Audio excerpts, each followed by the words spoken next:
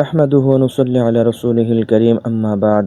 আসসালামু আলাইকুম ওয়া রাহমাতুল্লাহি ওয়া বারাকাতুহু। সম্মানিত প্রিয় দর্শক, আশা করি আপনারা সকলেই ভালো আছেন। আমি আলহামদুলিল্লাহ অনেক ভালো আছি। সামনে যেহেতু কুরবানি সম্পর্কে একটা মাসলা আলোচনা করতে চাই, যেটা হলো সমাজের মধ্যে কিছু কিছু জায়গায় সমস্যাটা হয়, অনেকেই আমাদের কাছে মাসলাটা জিজ্ঞাসাও করে। সেটা হলো একটা গরুতে তো 7 জন অংশীদার হয়, ভাগীদার হয়। সেই ক্ষেত্রে দেখা যায় 7 জন ভাগীদারের ক্ষেত্রে আরো ভাগীদার বাইরে যায়। সেটা কিভাবে? 7 জন ভাগীদার আলাদা আলাদা ভাবে হইলো, তবে এর মধ্যে থেকে দেখা যায় কোন একজন ভাগীদারের মধ্যে আরো 1-2 ভাগ সংযোজন হয়ে যায়। অর্থাৎ 7 ভাগে 7টা পরিবার থেকে 7 ভাগে কোরবানি করতেছে একটা গরু। এর মধ্যে দেখা যায় যে একটা পরিবার থেকে যদি 3 ভাই হয়, 2 ভাই হয়, তারা 2 ভাই মনে করে যে আমরা 2 ভাই মিলে টাকা দিয়ে যদি একটা ভাগ নিই, তাহলে আমাদের কি 1 ভাগের কুরবানি হয়ে যাবে। আসলে এরকমটা যদি হয় তাহলে কিন্তু ওই পুরো গরুর যে কুরবানি পুরোটাই বাতিল হয়ে যাবে। এই ক্ষেত্রে খেয়াল করতে হবে আপনার একটা গরুতে 7 ভাগ, এই 7 ভাগের জন্য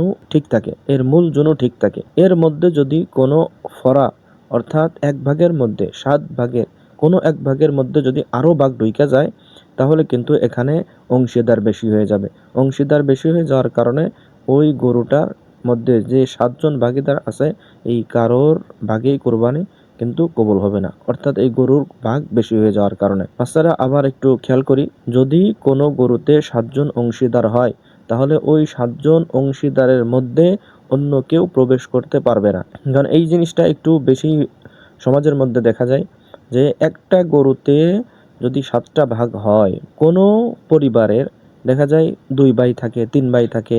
ওই 2-3 ভাই মনে করে যে আমরা যেহেতু আলাদা খাই, তাহলে কম কম টাকা করে দিয়ে 3 জনের টাকা একত্রে করে আমরা এই টাকা দিয়ে 1 ভাগ কি করব, এই গরুতে শরিক হব। তাহলে দেখা যায় যে এই যে যদি এই 3 ভাই মিলে টাকা দিয়ে 1 ভাগে শরিক হয়, তাহলে ওই 7-এর ভিতর আরো 2-3 জন কি বৃদ্ধি পেয়ে গেল।